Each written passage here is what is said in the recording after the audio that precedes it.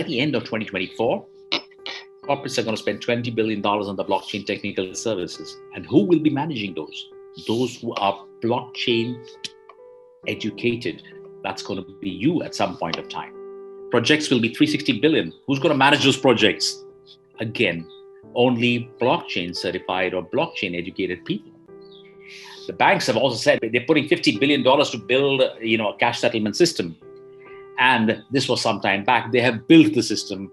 And now 7 banks from India, 7 private sector banks and 1 public sector bank have gone on to this blockchain. The public sector bank is State Bank of India. Others are HDFC, ICICI, Axis Bank, and a couple of others. But with State Bank of India going, lots of job opportunities are coming up in the banking sector also, but in the blockchain banking sector. Okay. And healthcare, as I told you, 55% of healthcare will be on the blockchain. Investments are up, and financial companies have figured out that they're saving $12 billion a year from using blockchain. That's why it's going to become it's going to be a no-brainer. You got to know blockchain to take it to the next level. Globally, the last few slides talk about the global. I talked about India right now.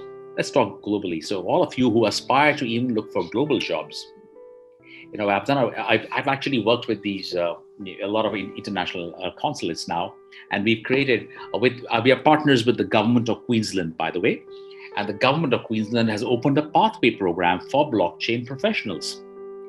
Yes, and because the Australians want 35 to 40,000 professionals in the next 5 years.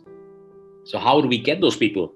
Blockchain is a young technology, just 2 or 3 years old is when the corporates and enterprises started learning, getting into the blockchain. So there's a lot of scope now. Scott Morrison says, it's part of my job maker agenda. It's the number 1 job skill required in Australia right now. Similarly, in Canada.